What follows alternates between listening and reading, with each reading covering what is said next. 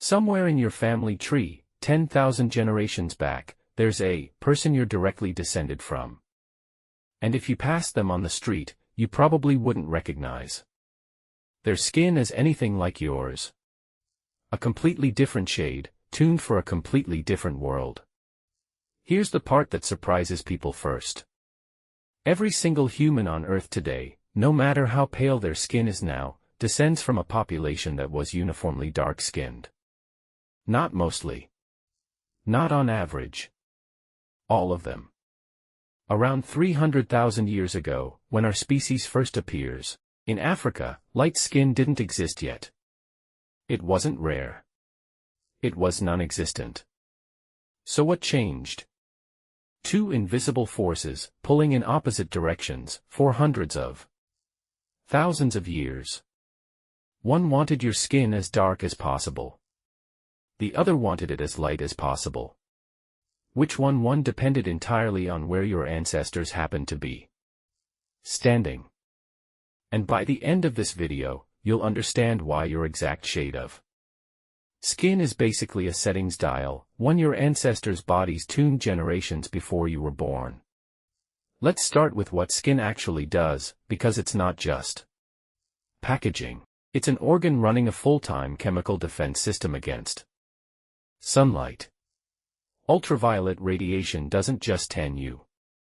It damages the DNA inside your cells. Enough damage in the wrong place, and that's skin cancer. Melanin is your built-in filter. More of it means less radiation gets through. That alone would be reason enough for dark skin to win out under the African sun. But cancer wasn't even the main pressure. There was a second one. Faster, and far less known. UV radiation destroys a nutrient in your blood called folate, or vitamin B9. Folate isn't optional. In early pregnancy, it's required to properly close the neural tube, the structure that becomes the brain and spinal cord. Too little, and that process can fail before a woman even knows she's pregnant. In a world with no clothing and no sunscreen, lighter skin didn't just mean sunburn. It meant a real risk of losing a pregnancy. Let that sit for a second. Because that's not a slow, abstract pressure. That's immediate. And evolution doesn't wait around for problems like that. It acts fast. So in Africa, dark skin wasn't just useful.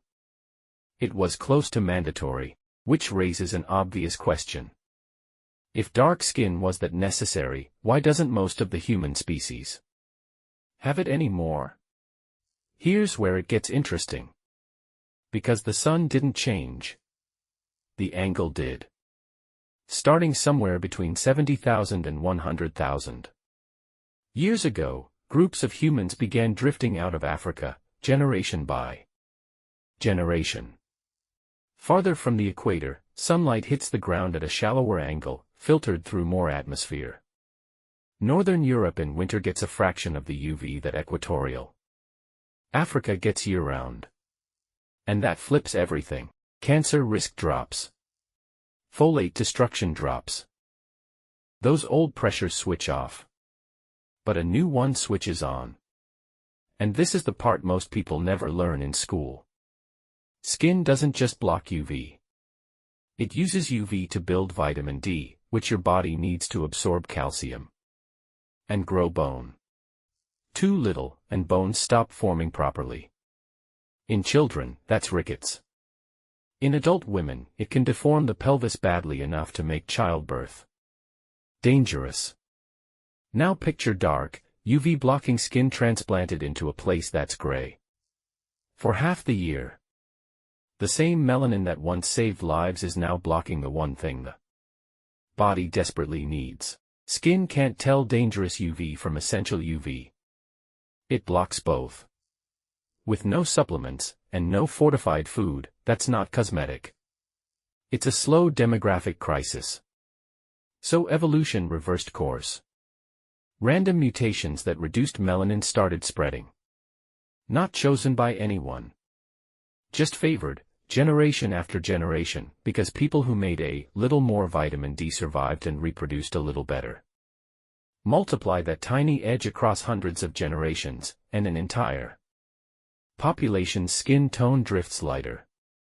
Here's the twist that surprised scientists themselves. For decades, the assumption was that this happened gradually, in step with the migration north. Ancient DNA blew that up. Cheddarman, a roughly 10,000-year-old skeleton from Britain, was genetically analyzed in 2018. And the results pointed to dark to medium dark skin, paired with blue eyes. 10,000 years after humans reached northern Europe, most people there still weren't pale. So what actually triggered the light skin we associate with northern Europe today? Not more time. Not more migration north. The honest answer is stranger than that. Farming. When humans shifted from hunting and foraging to agriculture, roughly 6,000 to 8,000 years ago, their diets narrowed drastically. Mostly grain, and little else. Hunter-gatherers had been eating fatty fish, organ meat, and shellfish, all rich in vitamin D, quietly covering for weak sunlight the entire time. Farmers lost that backup almost overnight. Suddenly, sunlight wasn't a bonus source of vitamin D. It was the only source. Any mutation that helped, even slightly, became far more valuable, and spread fast through dense farming populations. Two things hit at once. The diet got worse, and more people were packed together for the mutation to spread through. That's likely why widespread pale skin in Europe is startlingly recent. Not hundreds of thousands of years old. A few thousand. And this is where the settings dial idea really proves itself. Because it explains something the simple north versus south story can't. Some Arctic populations lived at extreme northern latitudes and never lost much pigmentation at all. Why? Their diets stayed loaded with fish and marine fat. The same vitamin D backup hunter-gatherers everywhere once relied on. Less sunlight didn't automatically mean lighter skin. It only mattered once diets stopped covering the gap.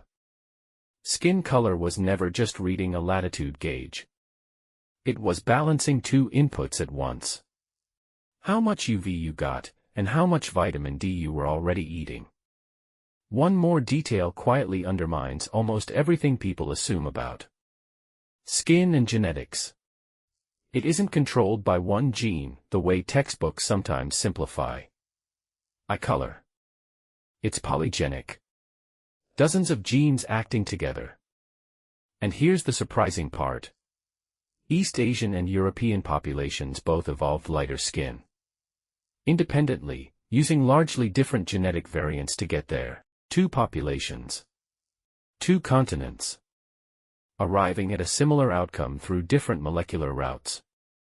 In evolutionary biology, when the same solution gets reinvented independently more than once, that's about as strong a sign as you get that the pressure behind it was real. So look at your hand again. Whatever shade it was never a ranking. And it was never fixed. It's the visible output of a very old negotiation. A dial tuned between two competing needs. Block enough UV to protect your DNA and your folate, but let in enough to keep your bones intact.